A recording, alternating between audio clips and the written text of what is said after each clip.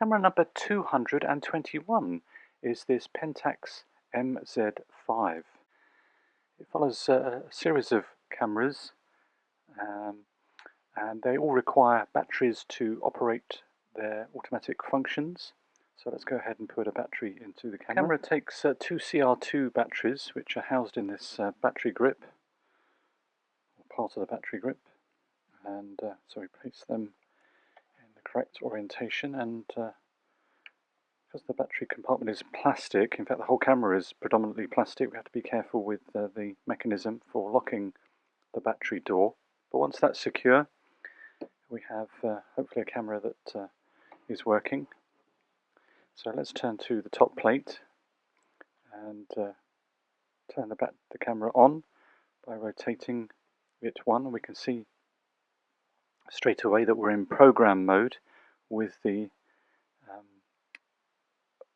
shutter dial set to A and the lens set to A. It's a program mode, it's not shiftable, so whatever the camera deems to be correct in terms of exposure, it does tell you through the viewfinder what is being selected. And then, so that's on single release mode. We can have continuous release mode, probably about 2 frames a second, I would imagine. And then one more click and takes us to a self timer. So let's take that back. So as I mentioned, when the lens is set to A and the camera is set to A, it's a program mode. If we take that off, it then becomes shutter priority, and again you see that reflected through the viewfinder. If we take the lens off A, it now becomes manual mode, and again it's metered. It shows us how much we need to change our aperture or shutter speed through the viewfinder to get correct exposure. So that's metered mode, I would suppose you'd call that.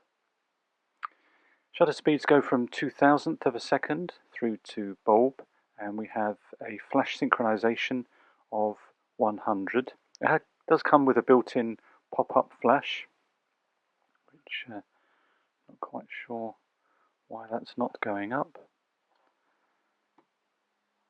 I don't know.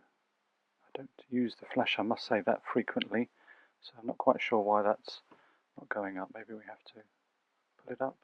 I don't know, maybe it pops up. Okay, on the other side we can choose our metering mode to from spot metering, centimeter, or matrix metering. We do have exposure compensation of +3, -3, and we do get to choose our ISO as well, which is rather nice. Not quite sure how we do that though. I guess there we go. We have to move it to there. There we go. And we can change our ISO. Not quite sure how we do that because we don't have a dial as such. Interesting. How do we do that then? Don't see that there's much. Oh, there we go. We have to press the Spot AF button to change our ISO. Okay, let's just put that back. So we've mentioned it also includes a quick spot autofocus button there. And then we can also choose panorama mode, which if we open the film door should show us that perhaps there is a blind that is used to, there we go, you can actually see the blind there masking the film or not. Film is de-excoding, but as I say, we have I can override that. Nice inclusion of a little window to show that we have film in or not. Also nice to see a diopter for the viewfinder there as a glasses wearer. That's much appreciated. Turning to the front, our lens release does take this Pentax FA lens, but it does take some other Pentax K type lenses, but there may be limited functionality depending on which lens, so you do need to look at the manual for that.